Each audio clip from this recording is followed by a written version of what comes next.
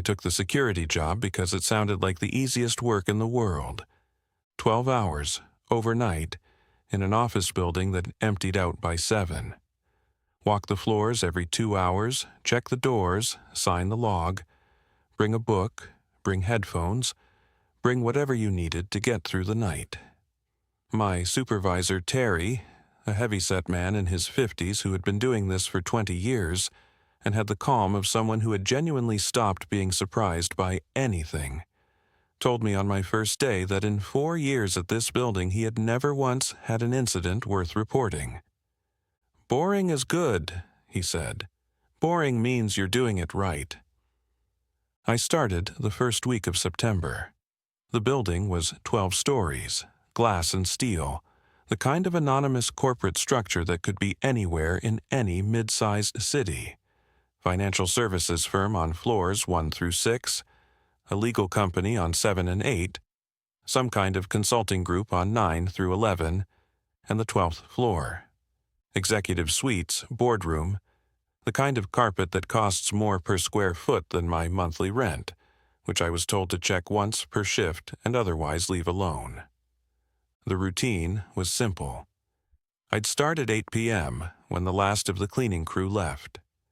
Ride the elevator to 12, work my way down, sign the log at the security desk on the ground floor, then repeat every 2 hours until 8 a.m.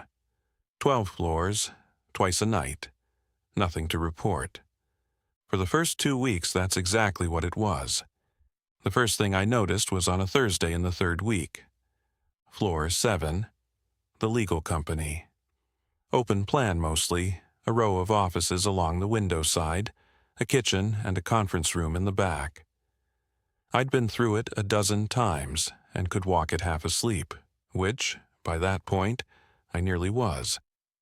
But one of the window offices had a light on. Not the overhead lights, those were off, on timers as they should be. A desk lamp. The small kind, the adjustable arm type people keep for working late. It was on, throwing a pool of warm light across a desk, and on the desk were papers. Spread out, not stacked.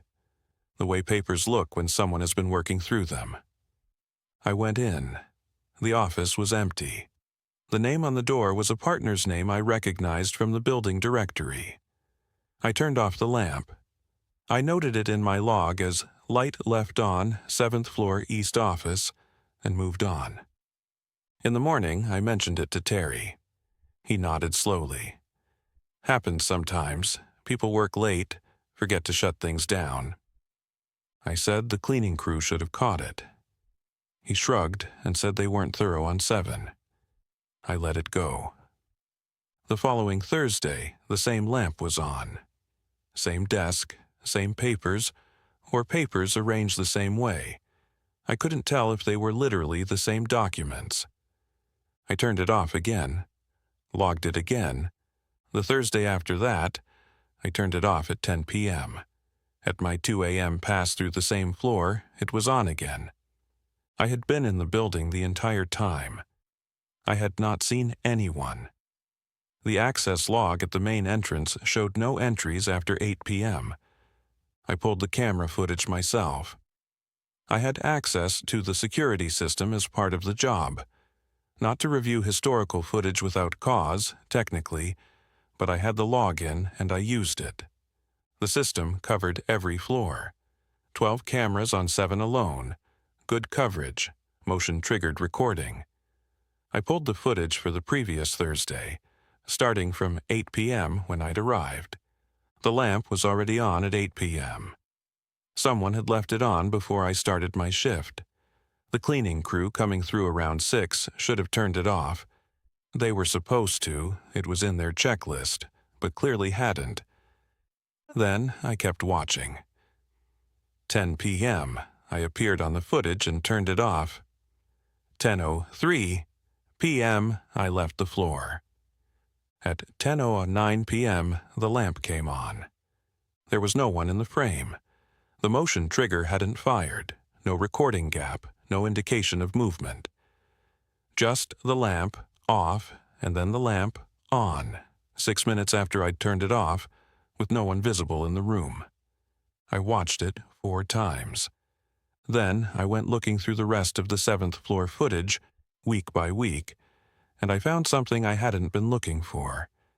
Every night at 1:13 a.m., the camera feed for the northeast corner of floor 7, the camera covering that window office and the 2 adjacent to it, went dark. Not a recording gap. Not motion trigger inactivity. Dark, like the feed had been cut. And at 2 a.m. exactly, it came back. 47 minutes. Every single night going back as far as the archived footage ran, which was 4 months. 47 minutes every night, that corner of the 7th floor was not on camera. I called the building's facilities manager the next morning, a man named Phil, who was polite and efficient, and clearly did not want to have this conversation. I described what I'd found. He said the camera glitch was a known issue, something to do with the wiring in that corner of the building, and that it was on the list to be fixed. I asked how long it had been on the list. He paused and said he'd have to check. I asked if anyone else had flagged the lamp issue. He said, not to his knowledge.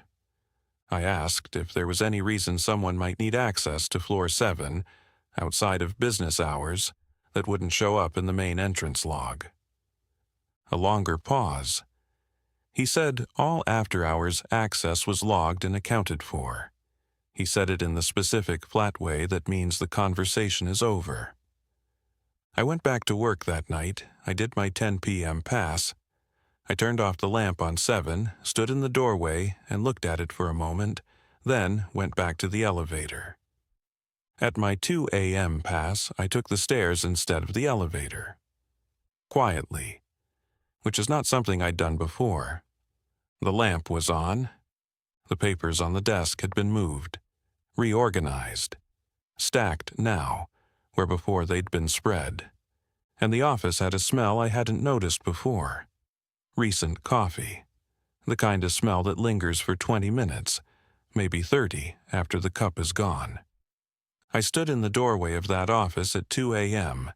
and understood that someone had been sitting at that desk, working, and had heard me coming up the stairs. Not the elevator, the stairs, the sound I'd deliberately changed, and had left. Recently enough that the coffee smell was still there. Quickly enough that I hadn't passed them on the stairs or in the corridor, which meant there was another way off that floor that I didn't know about. I found it the next day in the daytime, with the building occupied and people at their desks. A door in the 7th floor stairwell that I'd walked past 40 times without registering it. Unmarked, painted the same gray as the stairwell walls, a push-bar handle. I pushed it. A service corridor. Narrow, fluorescent lit, running parallel to the main floor. The kind of passage that exists in older buildings retrofitted with modern interiors, where the bones don't quite match the skin. It connected, following it in both directions, to a service elevator I hadn't known existed, which had its own keypad and its own access log that was separate from the main system. I found the building's chief engineer, a woman named Sandra, and I asked her about the service corridor and the elevator. She said the service elevator was used by maintenance, by the cleaning crew for equipment, occasionally by the facilities team. She said the access log was maintained by the facilities office. I said I'd like to see the log for the last 4 months. She looked at me for a moment, then she said, "You should talk to Terry." Terry listened to everything.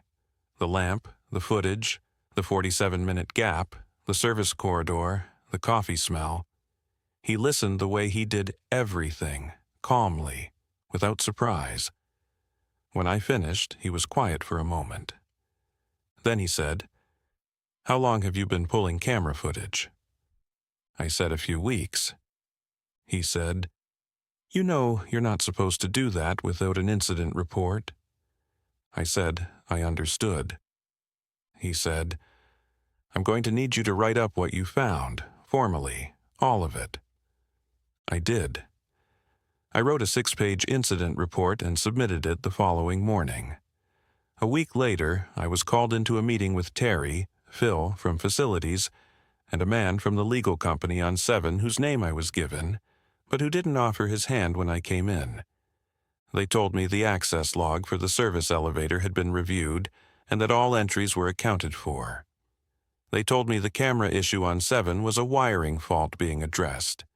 They told me the lamp and papers were likely the result of a partner who sometimes came in after hours through the service entrance to work, undisturbed, and had asked that his presence not be logged formally for privacy reasons. They told me this as if it explained everything. I asked why his presence needed to be hidden from the camera system for 47 minutes every night. No one answered that. I asked why the camera gap went back 4 months when the partner had apparently only recently started using the space after hours. The man from the legal company looked at Phil. Phil looked at the table. Terry said, "I think we're done here." I quit that evening. I typed my resignation on my phone in the parking garage and emailed it before I drove home. I have not been back to that building. I've thought a lot about what the explanation actually was. I've built a dozen versions of it that are mundane and reasonable and don't require anything sinister. A privacy-obsessed partner, a camera system with a coincidental fault, a cleaning crew that left lamps on. All of it technically possible.